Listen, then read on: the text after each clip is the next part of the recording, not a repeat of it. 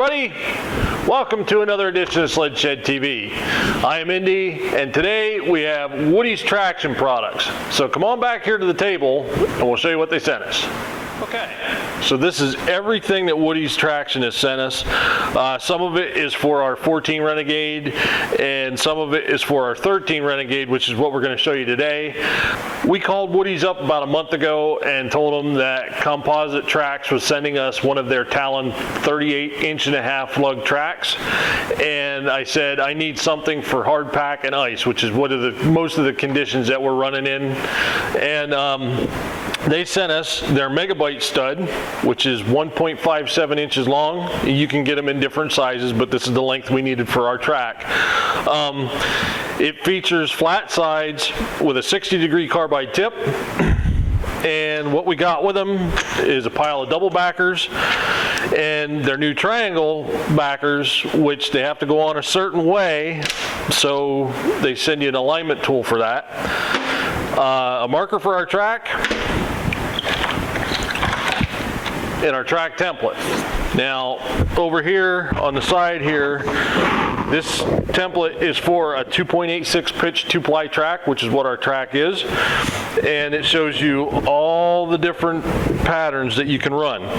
Now, we went with this pattern right here, the 144 DNS 137 track, and we punched out all of our holes, and then what you do is you lay it down on the track and you take your marker and you mark all the holes out, which is what we'll show you over here in a minute.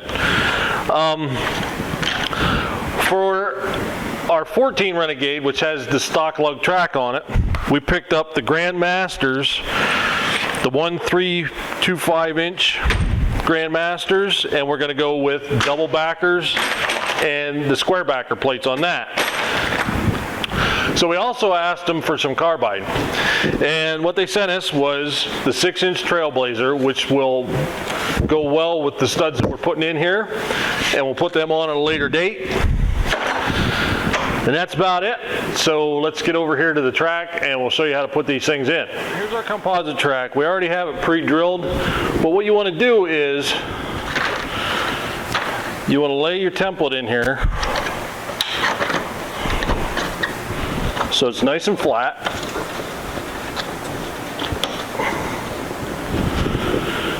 And then you're going to take your marker and you're going to go around your hole marking your track. Now you can use a dot. We like to use a circle. We like to outline the circle so that way we can take our bit and center our bit right where our hole's going to be and just bang them out. So now that we have all that done, let's start putting the studs in.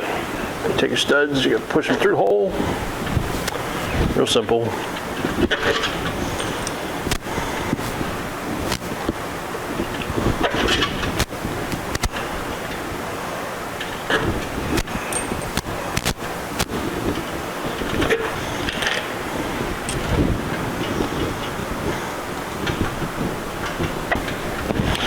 Okay, so all your studs are in. Now we're going to put our backers on, and we're going to put the nuts on, and we'll start tightening them down. Okay, so our studs are in, our backer plates are on, we started our nuts.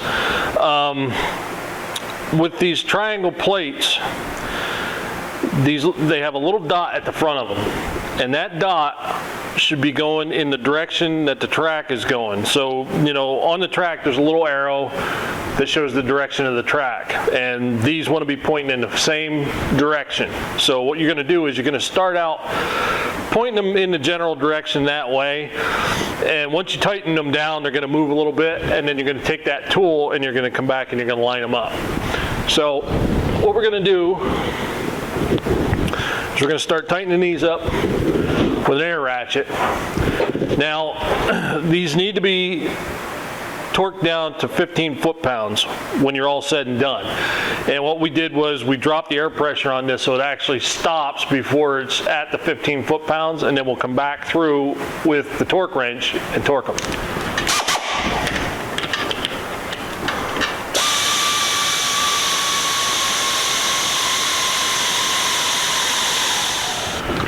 Okay, so we're all tightened up. Now all we got to do is torque them down.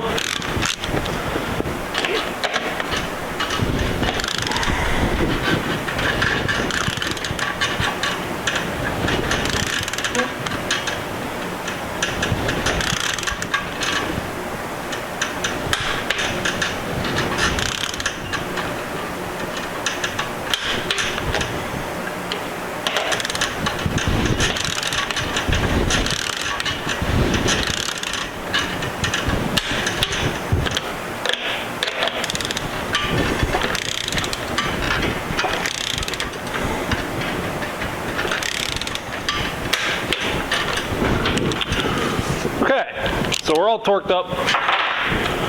Now what we're going to do, the last thing we got to do is line these up.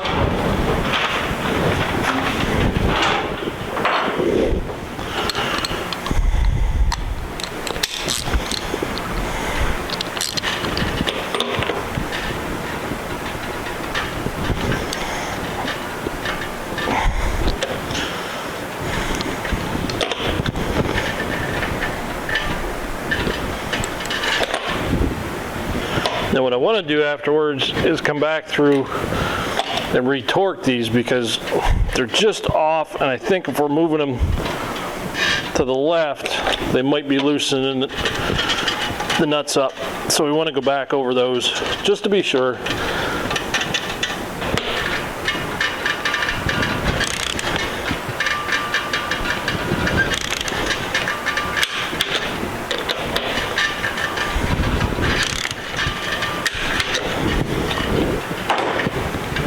There you go. We're all studded up and ready to go into the sled.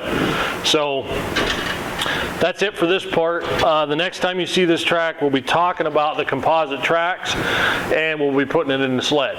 So now let's go over to the carbide runners and go over those. So this is pretty simple, straightforward. What we're going to do is we're going to take the old carbide off, put the new one on.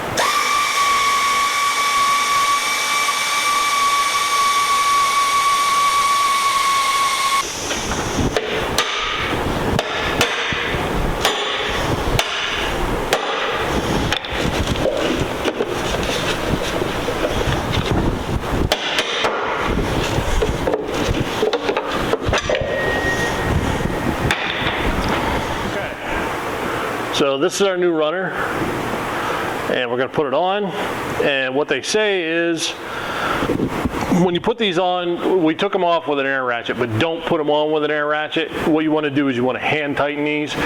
If you get these things too tight, they're going to bend the bar, and eventually they're going to break the weld that your studs are welded to your host bar. So you want to put these on hand tight, snug, and done.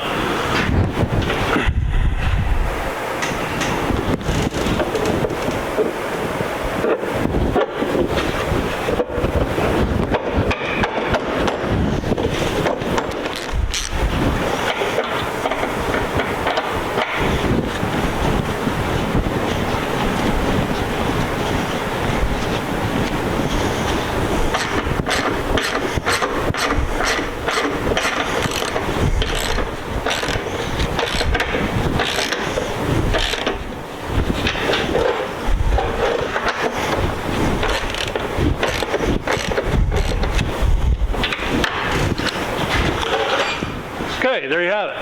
One carbide installed. So now what we're going to do is we're going to go over and do the other one, and we'll be finished. Okay, so that's our show for this week. I hope you enjoyed it. If you're interested in any Woody's Traction products, just go to www.woodystraction.com and check out what they have to offer for your sled. The next time we're going to be on, we're going to roll this sled over and we're going to put these Woody's studs and this composite track to work. So for that, I'm Indy, and if we don't see you before, we'll see you on the trail.